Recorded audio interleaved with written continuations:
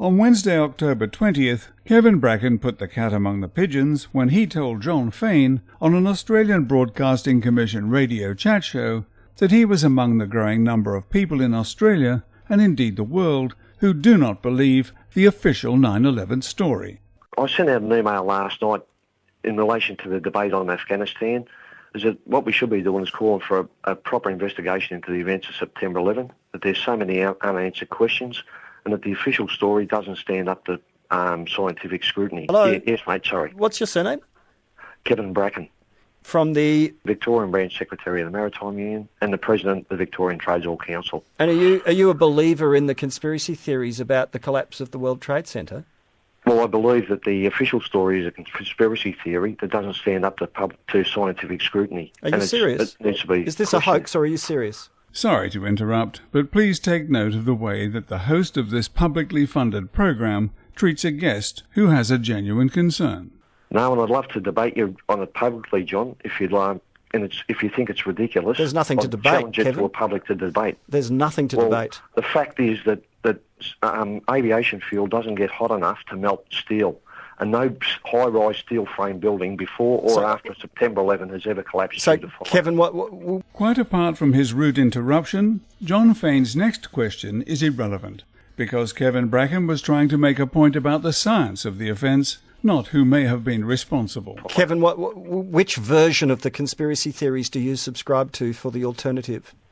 Well, Are you saying that the Israelis believe- engineered it, or do you believe that there's the Bilderberg Group, or which version of the Nutter conspiracies is the one you subscribe to? No, I stick to scientific facts. Yeah, go on, but which and one? And the facts are that aviation fuel doesn't get hot enough to melt steel. So what And the what three did happen buildings that day? fell, In your mind, what did happen on that day?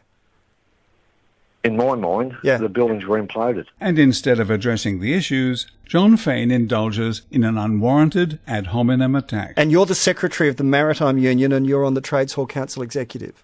I'm the President of the Victorian Trades Hall Council, and we've taken resolutions from both I think it those. reflects very poorly on your members, Kevin, that you have views that are so ridiculous, so extreme and so unacceptable, and yet you hold office in some of our unions in Victoria. I'd love to, if it's so ridiculous, John, It I'd is. challenge you to debate me on it. Unequivocally. Will you Unequivocally, debate me I'm on it? astonished, because this is the lunatic fringe. This is the extreme right or the loony left coming together round the back of the shed to believe in absurd nonsense, and you ought to be in a position to see it for what it is, but you don't. And the trouble is, mate, blokes like you are keeping most of the people in the dark in this country. Yeah, well, that's like the Tea Party rubbish too. Why don't you debate me on it, John? I'm happy to. Go on, whatever ridiculous... Anywhere, at whatever. any time. I get these emails kind of 2 or 3 a day, and quite frankly... So, by his own admission, this isn't new to Mr. Fain, but he still has not addressed one point that Mr. Bracken has raised. But listen to the tone of his voice. I really find it disturbing that people are prepared to believe this nonsense. Go back And have a look looking at the way for an the buildings excuse to fell down, believe it John. in order to think that the world is a grand conspiracy.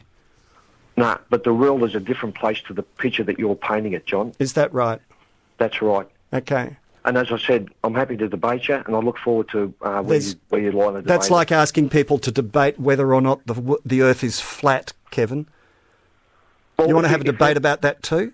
Another comment which says far more about John Fain than all the rest of his insults put together. No, I want to debate what happened on September 11. Is the official story, does it stand up to scrutiny or not? And the official story doesn't stand up to scrutiny. Who killed JFK? I'm not asking that, mate. I'm just talking. You stick to the facts, will you? Don't rub off and try and run somewhere else. I mean, the thing is that after September 11, the world changed dramatically. Our system of law has changed. We're at 2 wars now because of September 11, and we've had attacks on our own civil liberties that we would not have copped had those events not happened. And Kevin, what about, did people ever make it to the moon, or was that all filmed in the back blocks of Nevada? I don't know about anyone else, but my admiration for Kevin Bracken's good manners rises in inverse proportion to the distaste I feel for John Fain's overbearing rudeness every time he opens his mouth. Don't try and get away from it, John. I'm talking, let's stick to the facts. Those 3 buildings fell at free fall speed, and the World Trade Center 7 wasn't even hit by a building. It collapsed in the afternoon, and it fell. It was told it was fell 5 minutes before, by the BBC 5 minutes before it actually fell. Kevin, if I Don't you had think we family should have who a look died, at- if I had family Yeah. who died on that day or in a related incident, I would be so angry that you even got to air. I'd be Well, offended. I'd be. there were families of 300 people who died that day who have called for an inquiry into it as well. Yeah, As a that's matter of right. fact, most people in New York don't even believe the official story. That's right. You've There's asked them blokes all, like have you? Who keep us in the dark in You've Australia. asked everyone in New York whether they believe or not? There's been polls conducted, and I can give you those figures, John. Yeah, right, The- okay. The majority of people Kevin, I don't think believe the official story. We've spent a lot of time on it. I need to move on. I look forward to our debate, John. There's nothing to debate, Kevin. Nothing at You're all. too scared to do it, mate. No, not too You're scared. too scared. I've got things that need to be looked into that got some Yeah. credibility as opposed to this The one. biggest event that changed the world, our legal system in this country, and where we're at war. Can you tell me why our troops are at war in Afghanistan? What are they doing there? You tell me, John. Thank you, Kevin. We've been there for 9 years, and we're just having a debate on it now. And people like you are keeping people in this country in the dark. I'm part of it all. I'd like to enlighten people.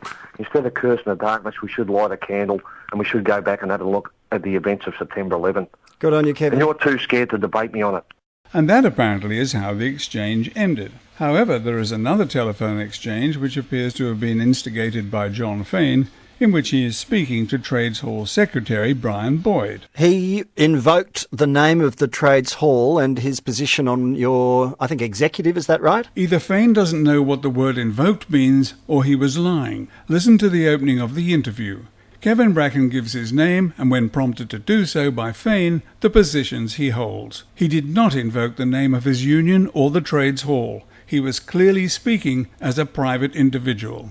Kevin's our president at the moment, Yeah. as secretary of the MUA. Are But you still- comfortable having a president of the Victorian Trades Hall who has extremist views that are, personally, I find offensive and alarming, but are just generally wacky? John Fain was indulging in what we used to call at school in Australia, dobbing someone in, telling tales about them. But this pompous, opinionated individual who seems to have forgotten about the right to free speech, for others that is, has shot himself in the foot, because Fain's own radio station poll on the issue makes it quite clear that a whacking majority of responders, 76% of them, agree with Kevin Bracken, and fewer than 25% with John Fain. So Fain is outnumbered, not only on his own turf, but yes, even in New York.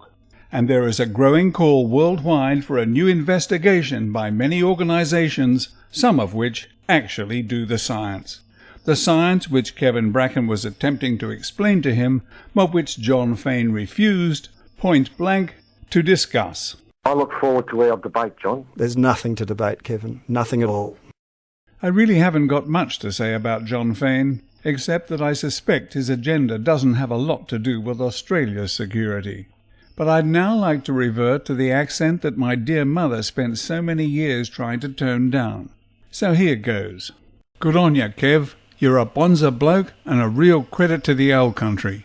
You're a fair dinkum Aussie, and you've got my vote any day. And talking of votes, I hope that all decent Aussies will write to their federal Prime Minister today and demand that Kevin Bracken's statements be taken seriously and not dismissed out of hand. Demand that Australia's elected government puts Australian interests first. This should reach her.